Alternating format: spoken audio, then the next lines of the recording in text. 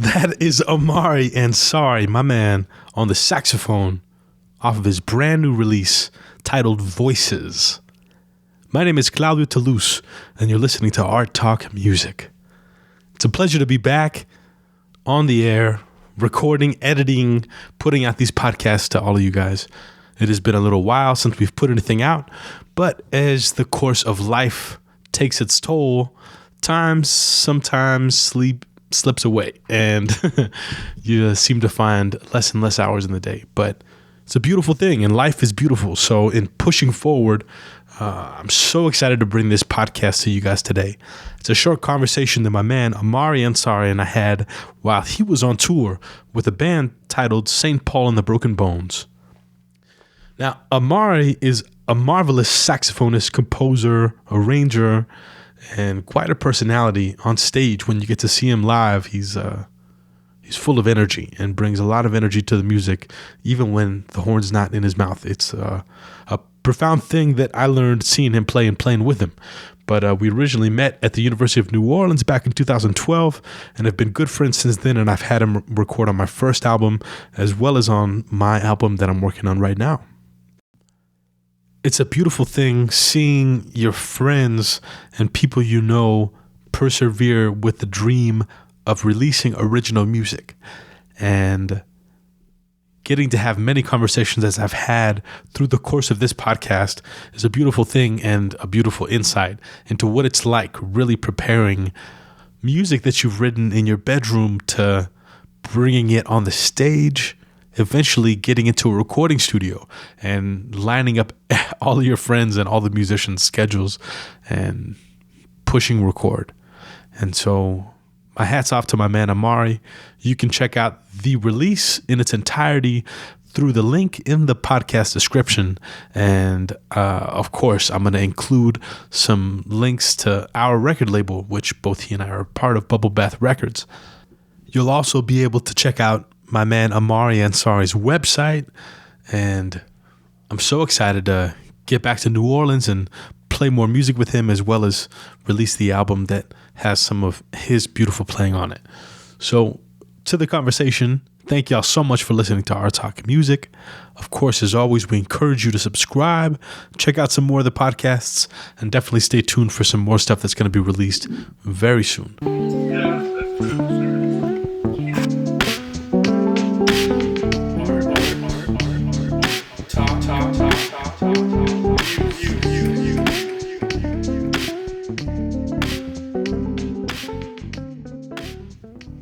And we're live with Mr.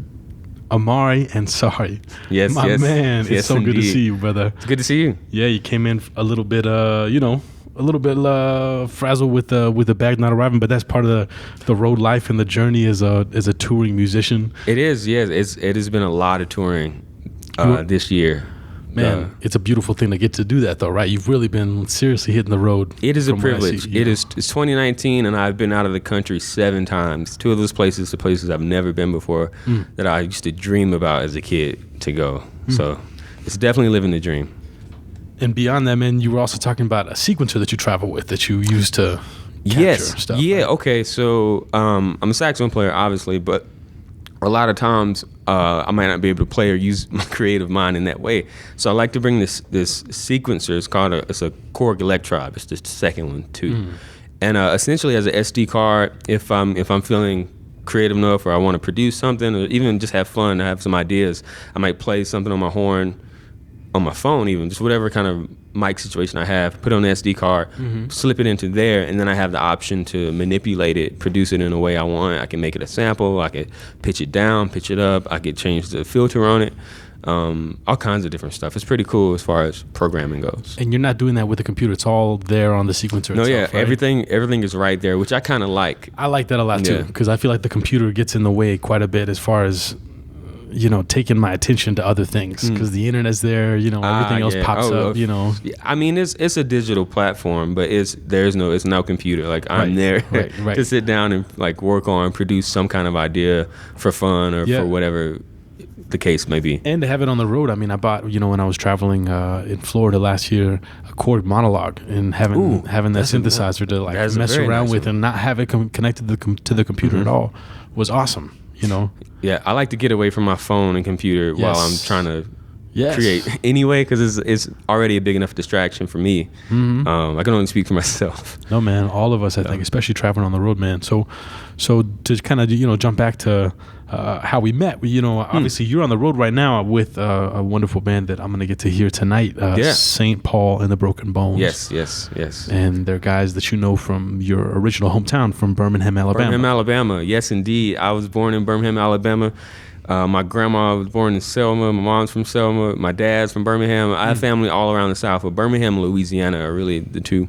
Yeah. And I know most of them. The bass player, actually, Jesse Phillips, I bought my first professional saxophone from Jesse. He used to work at this music shop, Arts, that my mom used to go into all the time. My mom's an organ player and flute player. So you come from music. Yes, indeed. Yeah. And someone else in your family is also a musician, right? My grandma is a singer. She used to play a little trumpet as well. But growing up, I remember going to her concert. She's a big band singer. Yeah. Going to her concerts where I was like see cats play and do different things, and really got exposed. I mean, I always listened to music; it was there, but really got exposed to live music or watching live music. It's just music loving family for sure. And from Birmingham, Alabama, to my understanding, at least, you graduated from high school there and then got, your jazz university on over in New Orleans at the University of New Orleans, right? Yeah. I used to have family that lived in New Orleans, but after Katrina, most of them come back. I had a couple. I had an aunt that used to live there too. But one of my closest aunts, great supporter, she lives in Baton Rouge. Aunt Gabby, Gabrielle. She lives in Baton Rouge. And I got some other family around Louisiana as well, for sure. Yeah, but I went to University of New Orleans. I'm a strong advocate for University of New Orleans. I went to undergrad and grad school. I took a couple years off in between and do some touring. But I went there because they offered me the Ellis Marsalis Jazz Scholarship. So I was super, super fortunate to be able to go to school, pursue something I wanted to do with minimal financial need. Yeah. And Ellis Marsalis, for the people that don't know about his connection with the University of New Orleans, is he was the jazz studies director, right? Yeah, for a long time, yeah. That was his job for many, many, many years until he retired, and then Steve Maskowski jumped in, which was the guy when we were there. But Ellis is the patriarch of the Marsalis dynasty in New Orleans. New Orleans has a way of having these strong family ties, culturally and specifically for the music. But Ellis is an institution within himself as far as piano playing, and also father producer of the Marsalis some family. of the leading jazz musicians of our age. Yeah, it's definitely a crazy relationship, having gone to New Orleans and studied at that time there, and met a bunch of people, but to also see those people that I've met, like you, and like Peter Vernado, and like Jason Butler now, being in the Bay Area and working on film music, just to see everybody's career from us being fresh out of high school and now making a living doing what we studied and what we wanted to do. It's something you have to actively pursue. Right. It takes effort, know. And when I say effort, it's the things you have to do that you don't want to do. Come on, even you might wonder, what is it that would make me happy, or how do I define success? Those are kind of the things I started to think about right after school, even during school. Sure, because it's easy, if you want to, especially in New Orleans, for sure, if you want to like make a living performing. Like I love that, but there's like a couple other things I was interested in personally that I wanted to pursue in my career, and also just in life. So it has taken you a while from all of your friends in now the Bubble Bath Records family, kind of teasing you and getting you into really kind of putting some music out of your own. And shout out to Bubble Bath. Those are real family members. That's even serious, before Bubble Bath. Serious family. That's right. That's right, man. You just released your very first single from your upcoming album. I mean, tell me a little bit about that. Yes. I'm releasing exciting it is. An extended play, an EP of music entitled Voices. The first single, Naysayer, came out September 27th, and the next one that will be coming out is entitled Kinfolk, and that comes out October 18th on Bubble Bath Records, obviously. Yes. And the full EP, 7 tracks, under 30 minutes, will be available everywhere to buy, to stream, to view, November 8th. That's incredibly exciting, man. It is. It is. It's always been a dream of mine to have music out. For me, controlling the narrative is a big deal. Yeah, and we were talking quite a bit about that since picking you up at the airport and having some food, about the experience of green chile. Yeah, man, of trying to really capture what you hear in your head in real life, like realize that, and the experience of doing that. I mean, so you tell me a little bit about the process. You recorded it at Neutral Ground Studio. Is that right? Neutral Sound Studio. Excuse me. Off South Saratoga, in New Orleans. No, those are really good friends too. Shout out to Aaron Boudreaux, who engineered the session. Shout out to all the musicians, friends, family there that really put a lot of their personalities into the songs that I had written. Because all the music is original music, things I've had for a while, songs that I've kind of evolved through playing them live. Yeah, shout out to Neutral Sound. I recorded it there. This is my first recording experience as a leader. I've been on a lot of different stuff. Delphia Marsalis, for example, is a mentor of mine. I started playing with Delphia Marsalis the moment I moved to New Orleans in the Uptown Jazz Orchestra. Yes. I've been playing with him for almost 10 years. So I've gotten to learn a lot from him as a master. And also, for people that don't know, Delphio is an amazing producer. I don't know how you could not know this, but if you think about all those records that Wynton and Branford put out in like the 80s, Delphio produced those. Whoa, I didn't know that. Yeah, for sure. Right, okay. Go look back. Go look at that. Yeah. So actually, I remember sitting with Delph and asking him his process too, about like, what does he do? You know, if you listen to his record, like, how'd you get this sound? Or like, what do you think? How should I pan the drums? Like very literal things, just to see his process. Somebody who experienced some success and has done it quite a bit. Yeah. No, yeah, and from essentially getting what you hear in your head out. Yes. In a way that you would feel represents the idea, the emotion behind the music. Yeah. Yeah. Now, the band kind of consists of Gerald T. Watkins, is that right? On drums? Yeah. Let me run it down. The drums for all of this is Gerald T. Watkins, a great friend of mine. Shout out, just got married. Ooh, congratulations. Who else is on it? We got my man Cliff Hines. Go check out his music. John Maestas, again, he's one of the founders of Bubble Bath Records, and also a beautiful friend of mine, mi hermano. Oh yeah. All day. On bass we have Max Moran, Jason Weaver, two amazing bass players of this generation. If you talk about bass, in New Orleans, you have to mention them as far as this generation. That's right, without a doubt. They've been on a lot of projects too, and they have their own projects that I've also been a part of. Yeah, and they're truly products of New Orleans. Right? No, yeah, really, no, yeah, it's crazy. From New Orleans. Yeah. Steve Lance, great trumpet player. Also, I play with him a lot with Jason. The man, yeah. He's the man. And also on keys, Shay Pierre. He did keyboard too. Shay also just got married. Who also just got married. Congratulations if you're listening. It's their family, their friends. And again, I've had some of these songs that is actually, they've evolved because these people have played them. Yeah. I've been a sideman for a long time, so I know kind of what it is to kind of at least throw your personality into somebody else's music. So it takes a lot of trust to have music of your own that is kind of personal to you, and then like, hey man, these are just ideas I have. I mean, they're notes on a page, but I want you to play them the way that you would play them. That to me, that is kind of the point. Like, you want to, in recording, for me, you want to record the moment, or at least document what's going on. And then down the road, if you're fortunate, you make a couple more. You come back and listen to it, and you're like, that's right, I've grown. You know, this is where I was, and now I'm here. Yeah. It's a powerful experience, man. And you were part of my first album, and so was Steve Lanz and Max Moran, and it's beautiful, man, to experience that. And also, like you're talking about, just like get to the actual literal logistics of how you can realize that sound, and asking those questions, those sound engineering questions, which man are that's an aspect of the music that I feel like I've paid least amount of attention to. But now, even with the podcast, having to understand it a little better, understand about microphones and how to get good sounds and post-production stuff, all that stuff. But getting to really get your hands in it is a marvelous experience as well, because it's totally separate from the creation process. Yeah. But tell me a little bit about some of the inspiration for some of the music. I mean, obviously, I know it's been stuff that's been culminating for many years. Oh, for sure. Well, I guess, like, again, I'll talk a little bit about the singles. The first single I released, Naysayer, is more so a reminder to myself that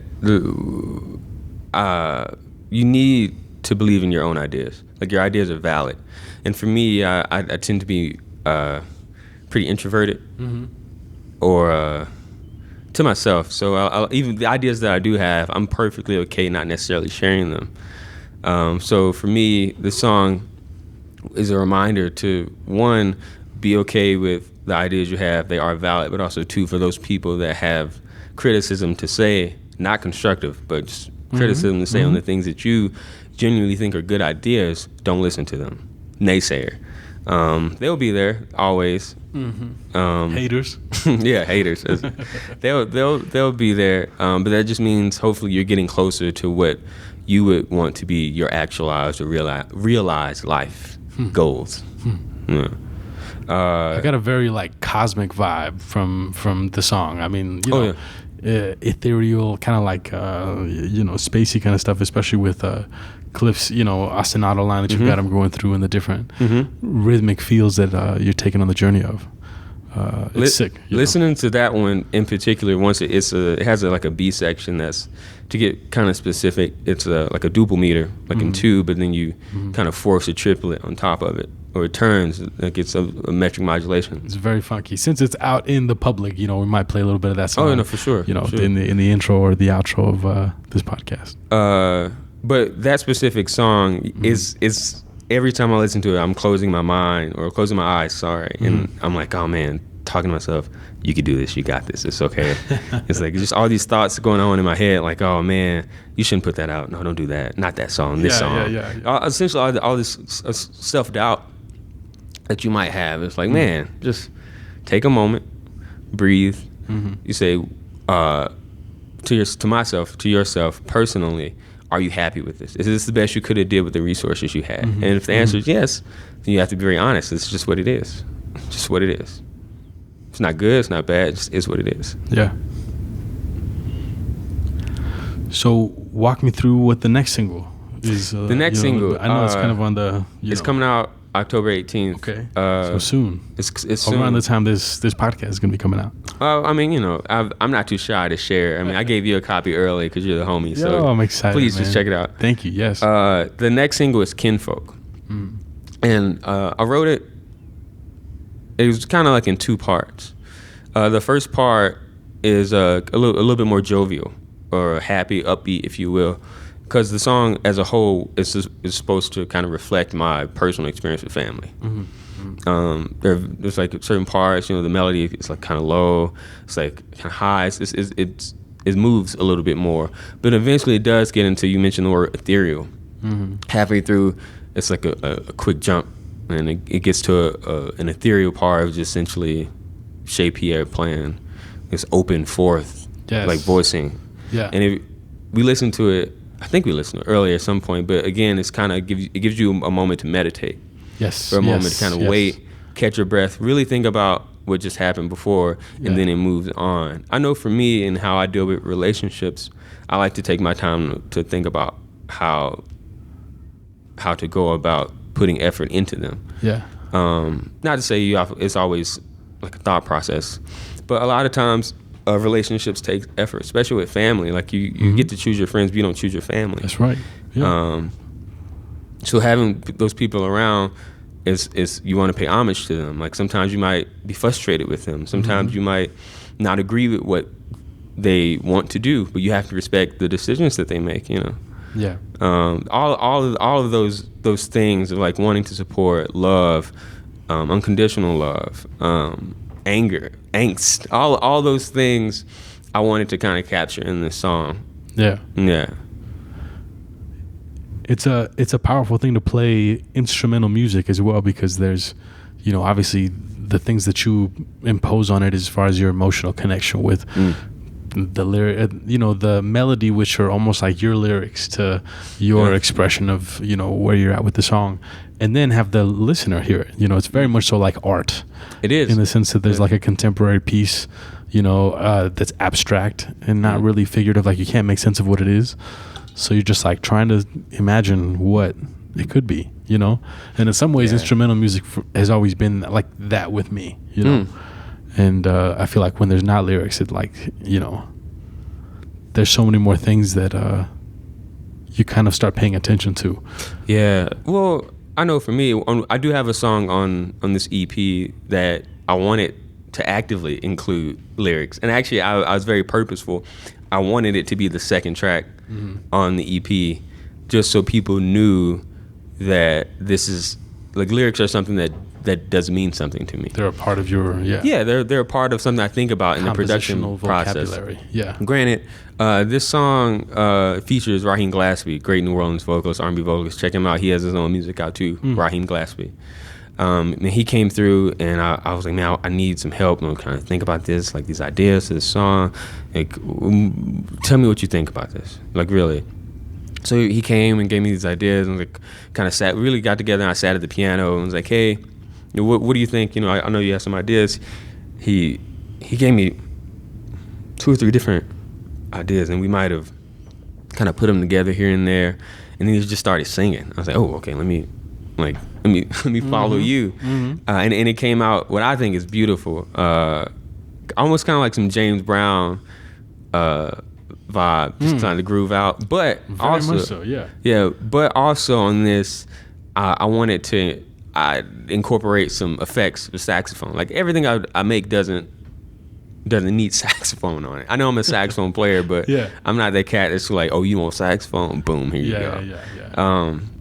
So I was like, okay, let me step out of the way a little bit, throw these lyrics on, see what happens, and also just explore something different, and having a collection of songs. It's like, oh, he's playing saxophone again? Oh, okay. Didn't expect that. Yo, but like now the gauntlet has been thrown down for you to sing on the next album. Oh, right? You know what's funny? I was listening to some Donny Hathaway. Yeah. It's an anthology, and man, he has all these cats in the background singing as a choir. Come on, and I was man. like, I might have to. Come on, we do that a lot with Delphio too. Well, and speaking about our friend John Maestas, like he writes a lot of songs and writes lyrics into them. He does. And like we'll have singers sing them because he's like, I can't sing that shit. But it's like, yeah, you can. I believe in you, John. Yeah, come on. It's like you should be singing that stuff. Like that shit's coming from your heart and your experience, But exactly. But so kind of grounding the experience. You're also going to be the grounding the experience of releasing your first EP and putting your first kind of work out there. You're also going to be putting out some video stuff. You have a YouTube page. I know you've been already putting some stuff up on. Something that I realized in this creation of this, because even the EP itself is just kind of one part of the overall project. Yeah. Or the package, if you will. I really just love creating content. Like producing content, whether it's visual, audio, sound recordings. I like that a lot. The content that I put out for this is kind of like a package or like a video series, if you will, just kind of to promo the EP. But it should definitely be known that there are 2 people that really, really helped me produce this. One person, Sarah Roches. Sarah, she's really good. Really, really good photographer and a great producer, in my opinion. She's very good about letting you know what does and doesn't work. I'm serious. From an external point of view. I really appreciate that, because a lot of times you work with people and they don't give you their honest opinion, and then it kind of skews the final product. There's no ego, so it's like I'm glad to have somebody like that. That, and then Jeff Janai, great Also a great videographer, photographer. I think he's actually in Chicago right now, working on like the next Candyman. I think Jordan Peele is. Damn. Sick. Yeah. So I have a good team. Both of them are very, very good. Go look them up. If you need videography, some work done, photos, go look them up.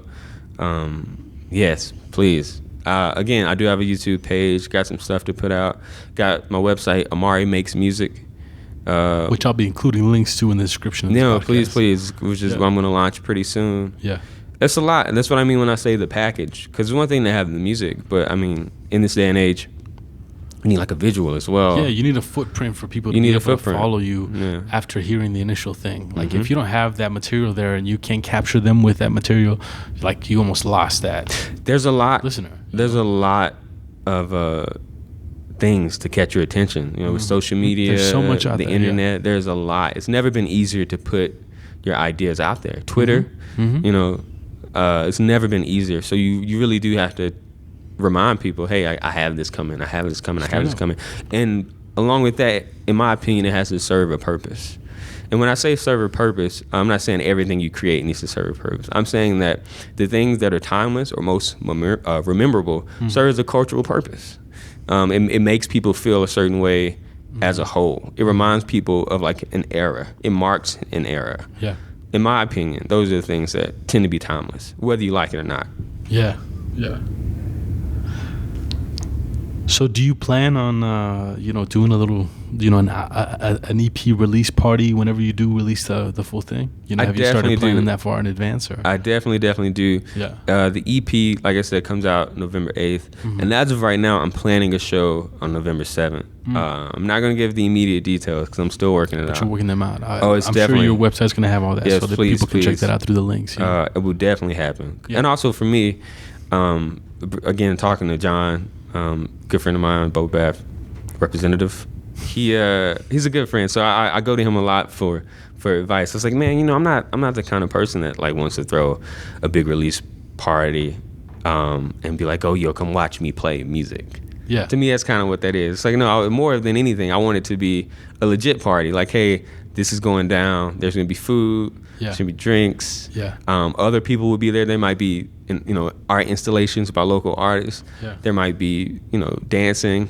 It's a DJ. I'd rather it be like a community. An event. Than like a party just for me. I mean, I'm gonna write songs regardless whether I put them out or not. Yeah. So, just knowing that there are people there in that collective energy and me being able to share what I would think would elevate the energy. Yes. Is kind of the idea. Yeah.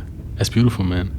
I think the experience of putting music out there is such a personal experience that it's very vulnerable. When you get to work with Bubble Bath, or even when you're just doing it independently, like it's wonderful because you get to do it your own way. Yeah. And so all the power to you, man. Shit. So what's your writing process like? I mean, I know every song and everything is different, but when you're composing, I mean, it's like, let's talk about now since you're on the road. I know you got the sequencer and stuff like that. Oh, yes, for sure. I'll talk about the sequencer first. I like to bring like a little mini Akai MPK with me. And I like to bring the sequencer. And I like the Akai MPK. It's a small keyboard. Not even that many keys, maybe a little bit more than 30 keys.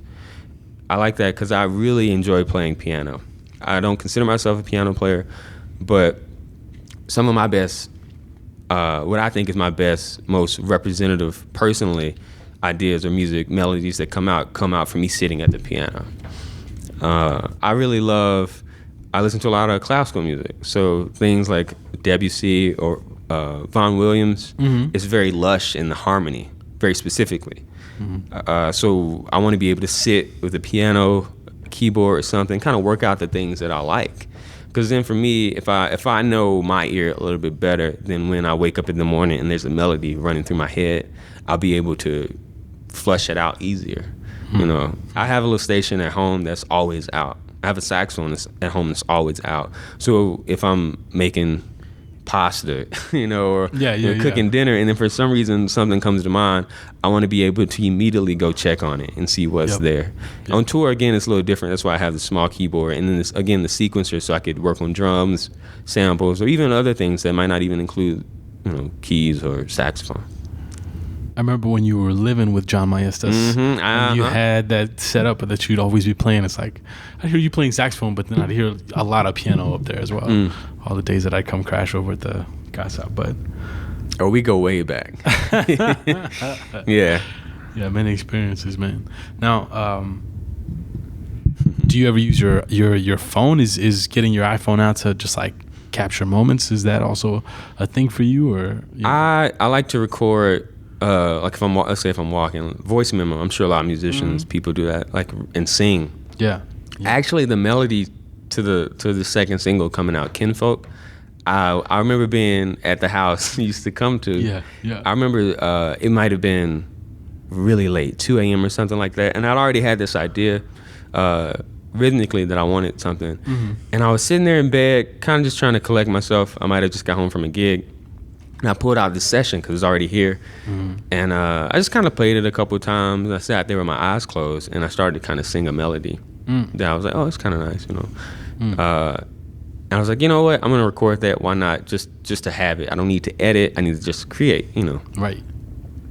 So I record it, and then immediately I kind of record a harmony, which you can hear the trumpet player Steve Lance plays.